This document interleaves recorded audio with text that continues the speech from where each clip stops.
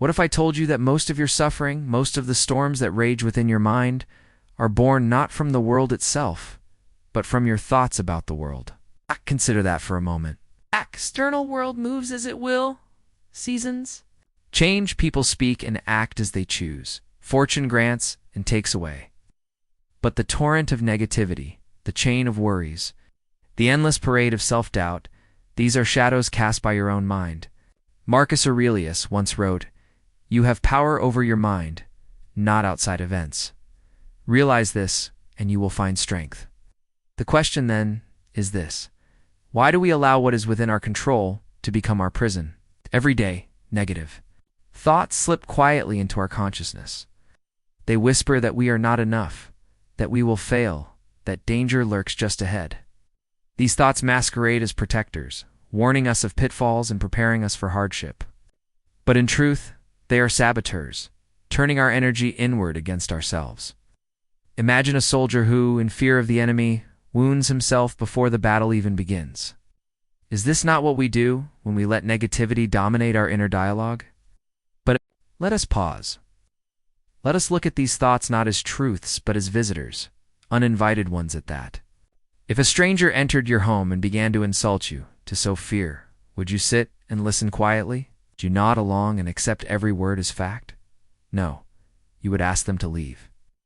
And yet, when negativity enters the home of your mind, you grant it residence. You let it rearrange the furniture of your spirit. Why, it is easy to say, "I will think positively from now on," but Stoicism teaches a deeper mastery. The Stoic does not seek to cover negative thoughts with a thin veil of forced optimism. The Stoic seeks to understand, to see thoughts for what they are, judgments. And what is a judgment, if not a choice?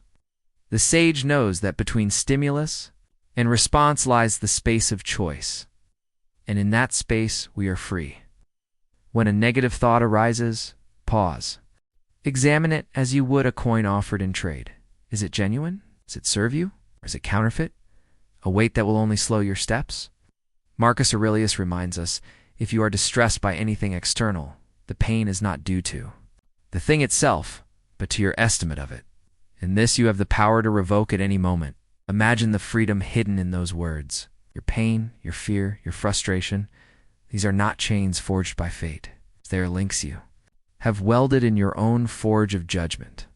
And what is forged can be melted down, reshaped, made into something useful. So how do we begin to kill negative thinking? Not with violence, not with rage against the mind, but with clarity. First, we must become aware. The untrained mind allows thoughts to rise and fall without scrutiny like waves upon the shore. The Stoic mind watches. It asks, what is this thought? From where does it come? What evidence supports it? The mere act of questioning begins to dissolve the power of negativity. A thought examined is a thought weakened. Next, we practice the art of separating what is in our control from what is not. This is the cornerstone of Stoicism. Much of our negativity springs from a desire to command what is beyond us, the opinions of others, the unfolding of events, the passage of time. But these are not ours to rule. When we attempt to do so, we suffer. Imagine trying to hold back the tide with your bare hands. The wiser course is to step back, to let the waters flow, and to tend carefully to the ship of your own soul. There is another secret to slaying negative thinking, acceptance, passive resignation, but the active embrace of reality as it is. The Stoic does not curse the storm. He adjusts his sails. When life presents hardship, the Stoic asks, how can I use this? How can this refine me?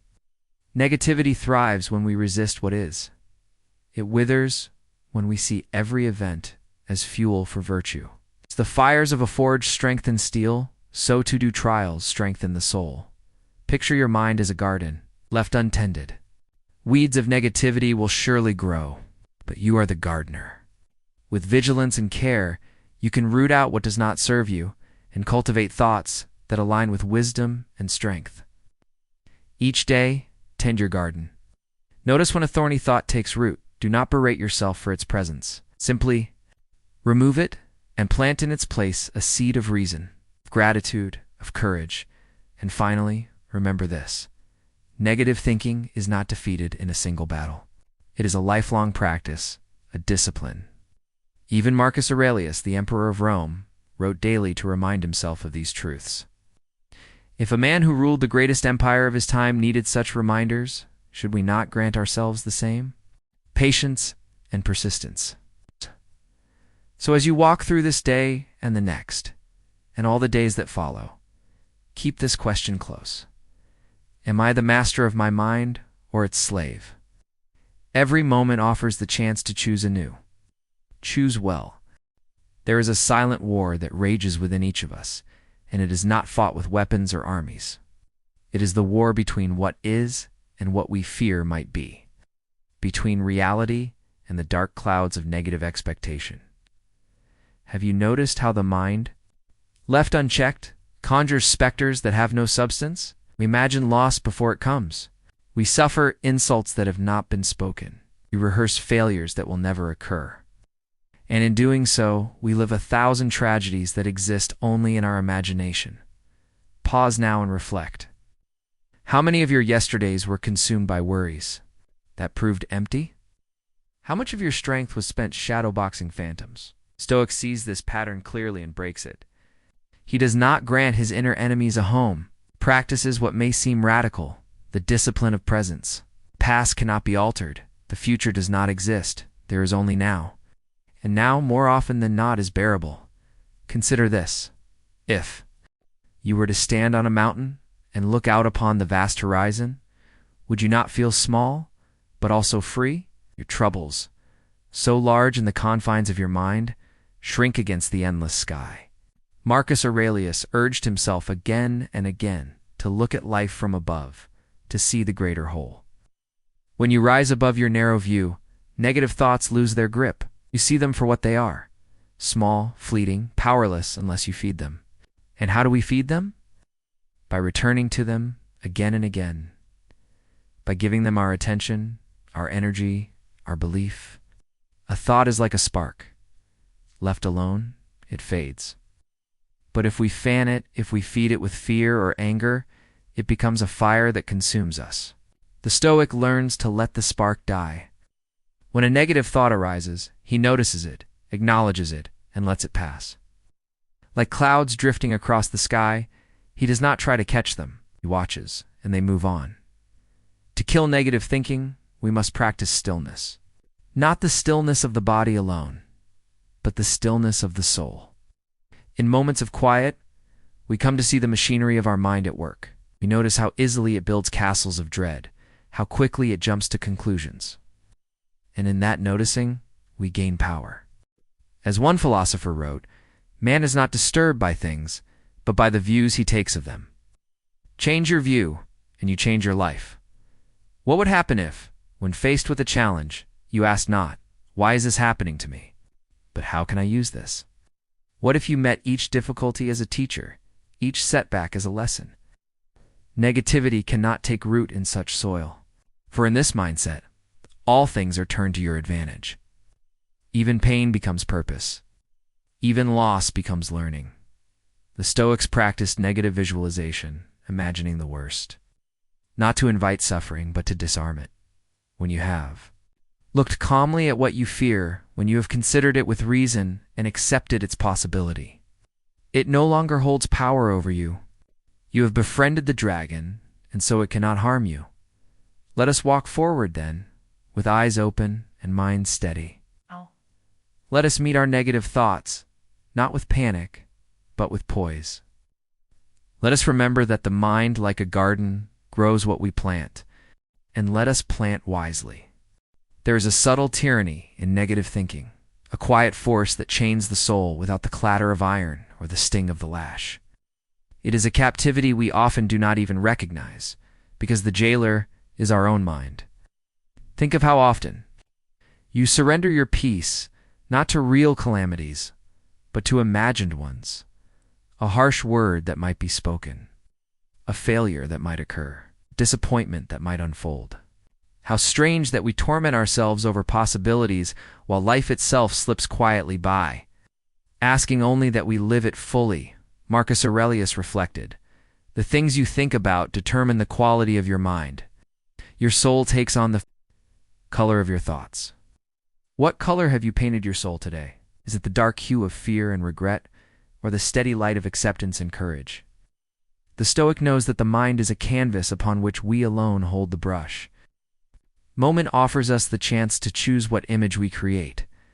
But why do negative thoughts seem so persistent, so convincing?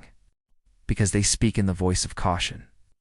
They promise to protect us, to prepare us, to guard us against pain. Yet in truth, they bring the very suffering they claim to prevent. Imagine standing at the edge of a forest, refusing to enter for fear of the dangers within. You stand there for days, for years, paralyzed.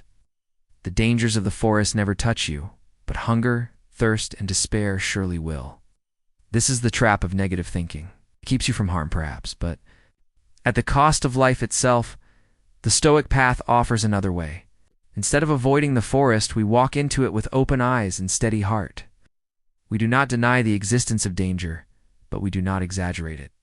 We face it as it is, no more, no less. And in doing so, we reclaim our freedom. When a negative thought arises that you will fail, that others will judge you, that disaster awaits, ask yourself, is this true? Can I know it to be certain? And if it were true, what then? Would I not still have the power to choose my response? Seneca once wrote, "We suffer more often in imagination than in reality." The Stoic trains himself to notice this, to catch himself in the act of adding unnecessary suffering to life's natural hardships. He reminds himself that what is external cannot touch the soul unless we allow it. Insult, loss, failure, these may affect our circumstances, but they need not taint our inner peace. The true harm comes not from what happens, but from our judgment of what happens. There is great power in this insight. It means that at any moment, you can step out of the storm of your own thoughts. You can choose to see clearly, to let go of the stories you tell yourself about how terrible things might be. Picture yourself standing in the rain. You can curse the heavens and shiver in misery, or you can feel the cool water on your skin, accept what is, and move forward. The rain does not care which you choose, but your soul will feel the difference. Let us consider, too, how much of our negativity arises from comparison. We look at others, their success, their happiness, their fortune, and we see in ourselves only what we lack. But the Stoic does not measure his worth by the shifting fortunes of others. He measures it by the strength of his character, the steadiness of his mind. The wealth of another man does not make you poor. His praise does not make you foolish. His joy does not rob you of your own. Why then do we allow ourselves to be disturbed? Imagine a sailor on a vast sea cannot command the winds or the waves, but he can steer his ship. He can adjust his sails, can navigate with skill and courage. The sea of life is no different. The opinions of others, the twists of fate, the rise and fall of fortune, these are the winds and waves. But your thoughts, your choices, your virtues, these are the rudder and sail.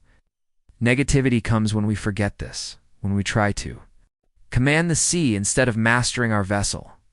So the next time negative thinking grips you, remember the sailor. Remember the Stoic's task is not to control what he cannot, but to master what he can, his own mind, his own heart. In this lies true freedom. Each day offers countless chances to practice this art. A harsh word from a stranger, a setback at work, a plan that falters. In each, there is the opportunity to pause, to breathe, to choose the thought that will guide you forward. Will you choose fear or courage? Bitterness or understanding? Despair or resolve? In killing negative thinking, we do not silence the mind. We refine it. We do not close our eyes to hardship. We open them wider. We see life as it is, and we choose again and again to meet it with the strength and serenity of the Stoic soul. The battle against negative thinking is not a war won by force. It is won by wisdom. The wise man does not fight his thoughts with anger or denial. He observes them, questions them, and lets them pass like leaves upon a stream. Picture this now, a clear stream flowing gently over smooth stones. The leaves that fall upon it Are your thoughts some bright, some dark, all transient? They touch the water, they float for a time, and then they are carried away. The stream does not cling to them, neither should you. But so often we do cling. We grasp at worries, replaying them endlessly. We nurture grievances, feeding them with our attention until they grow into towering obstacles. Because we mistake them for truth. Because we believe that by holding on, we can somehow control what we fear. But Marcus Aurelius reminded himself, the impediment to action advances action. What stands in the way becomes the way. When you feel negativity rising, do not resist it with more negativity. Use it. Let it show you where your work lies. Every negative thought is a chance to practice virtue. A fear invites courage. A grievance invites forgiveness. A doubt invites resolve. The Stoic does not seek a life without difficulty. He seeks a mind strong enough to meet difficulty with grace. When you find yourself caught in negative thinking, ask, what virtue does this moment call for? In this way, the mind becomes not a battleground, but a workshop for the soul. Let us reflect on the nature of control. Negative thinking thrives when we try to control what is beyond us, the future, the past, the actions of others, the course of fate, but none of these are ours to command. Epictetus taught that freedom lies in recognizing this boundary. Thoughts are yours. Your choices are yours. These are the fields you are meant to tend. Everything else is the weather to be faced with acceptance, not resistance. Imagine standing in a storm, arms raised, shouting at the clouds. Does this change the rain? No, it only exhausts you. But if you lower your arms, feel the rain on your skin, and take shelter, or continue on your path as wisdom dictates, you remain at peace. This is the Stoic way. We do not demand that the world conform to our wishes. Shape our thoughts so that we can live in harmony with the world as it is. Gratitude, too, is a powerful antidote to negativity. When the mind is filled with thanks, for what is it has little room for sorrow over what is not. Each day offers gifts, if we have the eyes to see them, the warmth of the sun, the breath in our lungs, the chance to begin anew. The Stoic trains himself to notice these simple blessings, and in doing so, he strengthens his mind against the pull of negative thought. So today, when negativity arises and it will greet it, not as an enemy, but as a messenger, let it remind you to return to yourself, to your values, to your chosen path. Let it be the signal that calls you back to the present moment, where your true power lies. Picture for a moment the endless chatter of the mind, that ceaseless stream of thought, worry, regret, and anticipation. How often does this noise serve us? How often does it instead cloud our vision, drown our peace, and rob us of the clarity we seek? The Stoic understands that much of this inner dialogue is not only unnecessary, but harmful. To kill negative thinking is not to silence the mind entirely, for thought is natural. Rather, it is to purify thought, to separate what uplifts from what diminishes, what clarifies from what confuses. Ask yourself, how many of your negative thoughts are about what others might say, think, or do? How much time have you spent today imagining conversations that never happened? Criticisms that were never spoken? Judgments that exist only in your imagination? Marcus Aurelius reminded himself that what others say and do is their concern, not yours. Your task is to keep your own mind just, your own actions honorable, your own spirit at peace. When you dwell on imagined slights or future conflicts, you hand over your tranquility to forces beyond your control. What folly that is. Imagine carrying a heavy sack filled with stones. Each stone is a worry, a fear, a regret. How far could you walk before your steps falter? Yet this is what we do when we cling to negative thoughts. We weigh ourselves down with burdens we need not bear. The Stoic instead travels light. He examines each thought as one might examine the contents of a pack before a long journey. Is this useful? Does it serve my purpose? If not, it is left behind. There is an art to this. It begins with awareness, the moment you notice a negative thought arising. Do not condemn yourself for its presence. Thoughts come unbidden. are like visitors knocking at your door. But you choose whom you invite in, whom you entertain, whom you ask to leave. When a thought of fear or anger appears, pause. Ask yourself, is this thought true? Is it helpful? Does it lead me toward virtue or away from it? The Stoics spoke often of aligning with nature. What does this mean in the battle against negative thinking? It means recognizing that life flows according to its own laws, indifferent to our desires. The seasons change. The sun rises and sets. Fortune grants and withdraws. To fight this flow with resentment is to struggle against the tide. Better to accept, to adapt, to navigate with wisdom. Your thoughts should be like a well-built ship upon this river of life, sturdy, balanced, designed to move with the current, not against it. And what of fear? So much negativity is rooted in fear, fear of loss, of failure, of pain, of death. The Stoic faces these fears not by denying them, but by looking at them plainly. What is death but a return to the same nothingness from which we came? What is failure but a lesson, a step on the path of growth? What is loss but the natural change of all things? When we see these truths clearly, fear loses its teeth. As Marcus Aurelius reflected, it is not death that a man should fear, but he should fear never beginning to live. Consider the practice of voluntary discomfort recommended by the Stoics. From time to time, they would deliberately choose hardship to sleep on the ground, to wear simple clothes, to eat coarse food. Why? To remind themselves that what they feared was often bearable, that comfort is a preference, not a necessity, that the strength to endure is already within us. This practice kills negative thinking at its root by showing the mind that what it dreads is not so terrible after all. Let us reflect on this. The mind is a mirror. It reflects what it focuses upon. If you fixate on what is lacking, what is painful, what is uncertain, the mirror grows dark, clouded.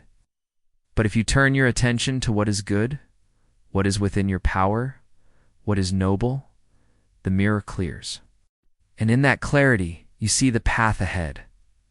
So today, when negative thoughts arise, as surely they will greet them with a calm and curious mind, examine them, question them, and let them go. There is no need for struggle, no need for force. As the wind passes over a field and moves on, so too can these thoughts pass through your mind without taking root. This is the quiet strength of the Stoic, the art of killing negative thinking not with anger or denial, but with reason and acceptance. Imagine awakening each day as if life itself had just begun. Imagine seeing the world not through the fog of yesterday's regrets or tomorrow's worries, but with the fresh, unclouded vision of the present moment. How much of our negative thinking, after all, is tied not to what is happening now, but to what has been or what might be? We carry the weight of the past. We project our fears into the future, and in doing so, we lose the gift of now. The Stoics taught that this moment, this breath, this action is all that truly belongs to us. Memory, a possibility. When you feel the grip of negative thinking, ask yourself, where am I right now? What is actually happening? Is the danger real or is it imagined?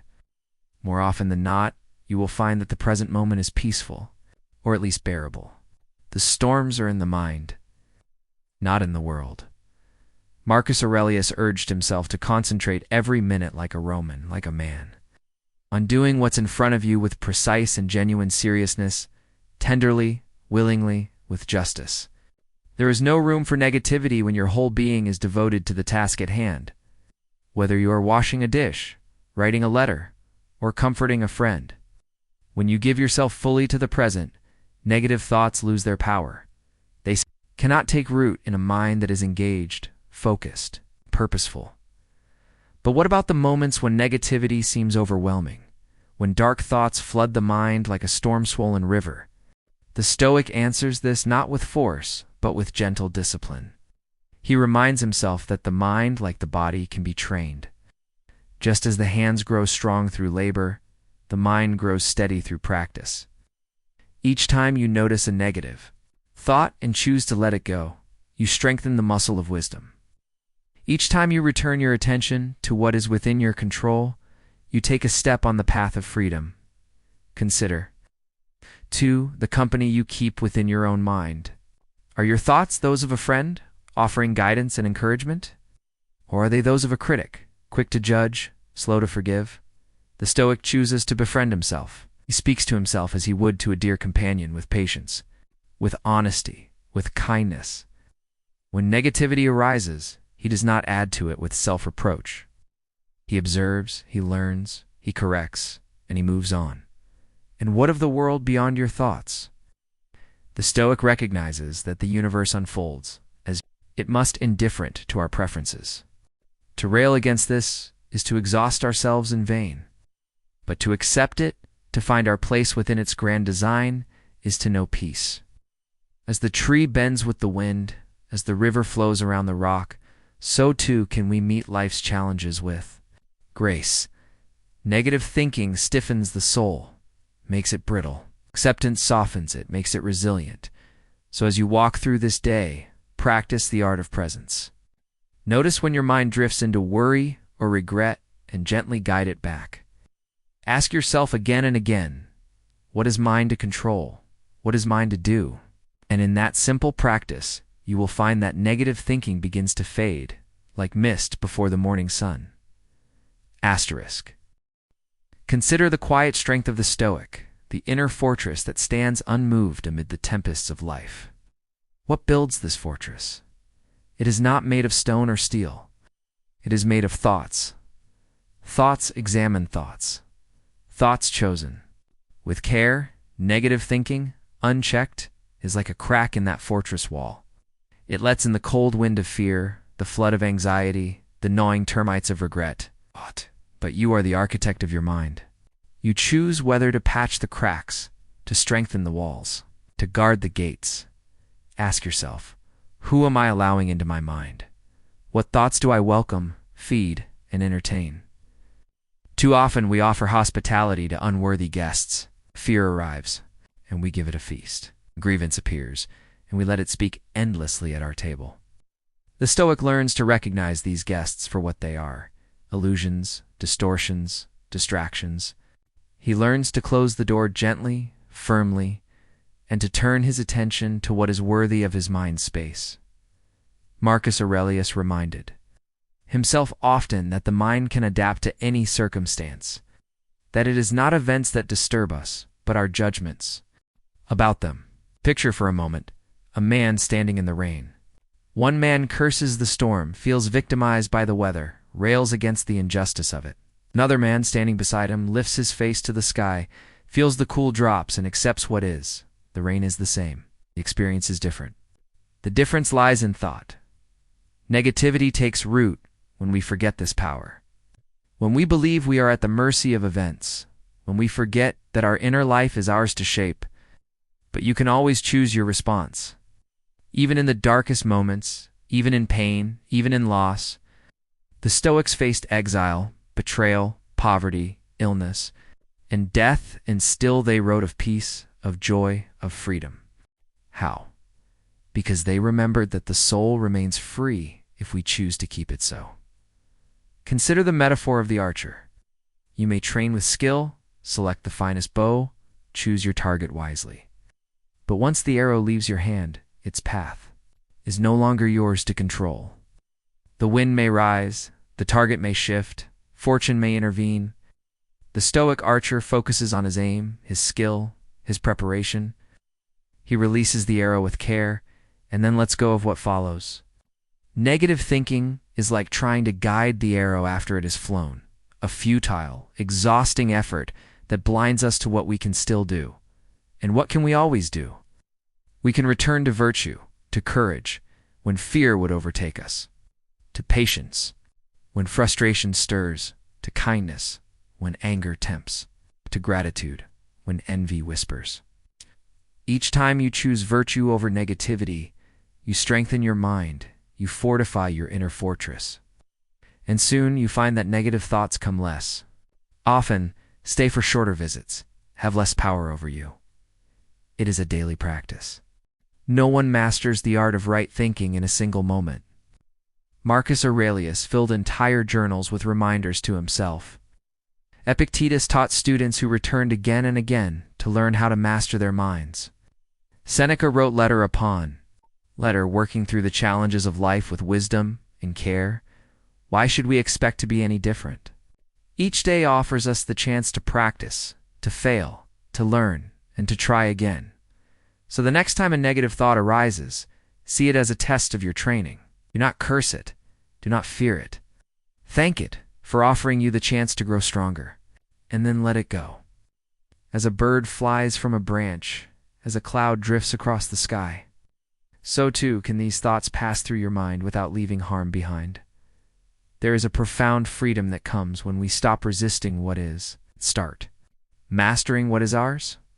The Stoic sees this clearly, that our thoughts, our choices, our values, these are the realm in which we are sovereign.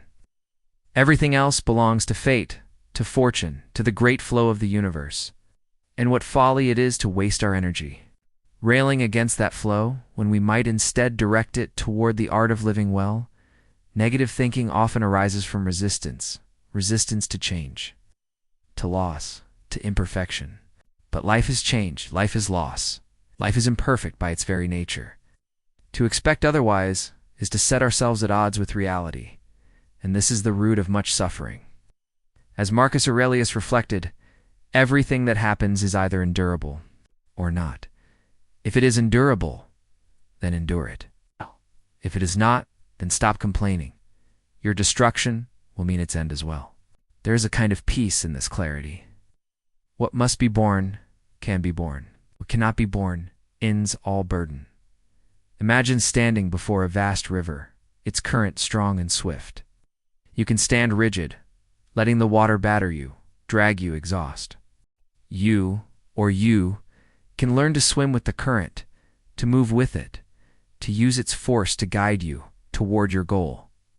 The Stoic chooses the latter. He does not waste his strength resisting what cannot be changed. He uses that strength to navigate wisely, to preserve his inner peace, to act with virtue in every situation. Let us reflect on the power of perspective. A single event can inspire despair in one person and resilience in another. A loss may seem an end to some, a new beginning to others. The event is the same. The judgment differs. And judgment is always ours to shape. When negativity grips you, pause and ask, is there another way to see this? What lesson does this offer? What opportunity for virtue lies hidden here? The mind that asks these questions is a mind free from the chains of negativity. Consider, too, the fleeting nature of all things.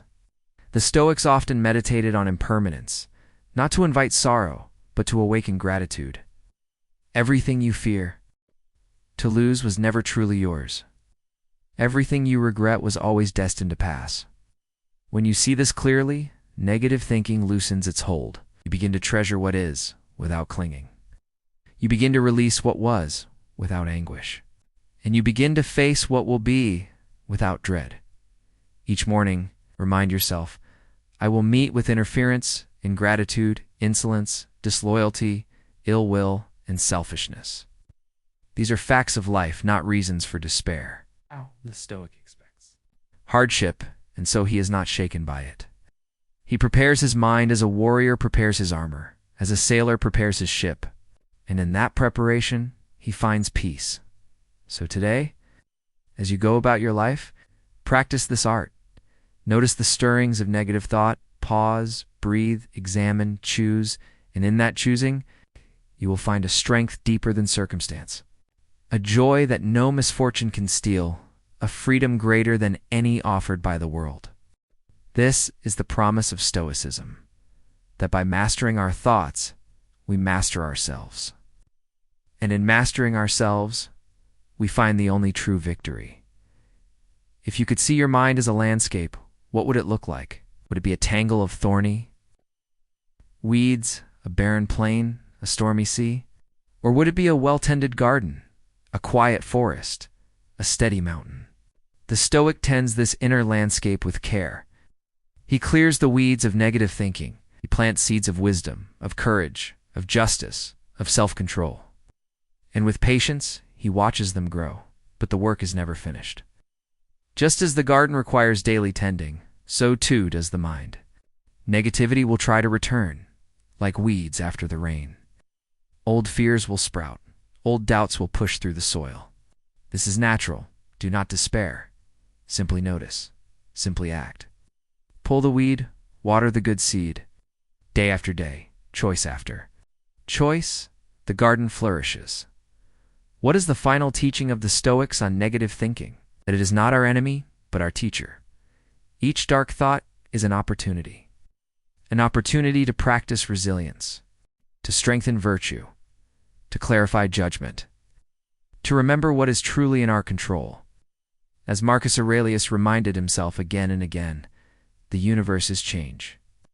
Our life is what our thoughts make it. Let your thoughts make of your life something noble. Let your thoughts build a soul that is steady in misfortune, humble in success, gentle with others, and firm with itself. This is the true conquest of negative thinking. It's not to banish it forever, for that is impossible, but to master it, to use it to rise above it. And so as you step forward from this reflection, carry this question with you. What will I choose to plant in the garden of my mind today? And know that in asking, you are already on the path. It's the path of the Stoic, the path of peace.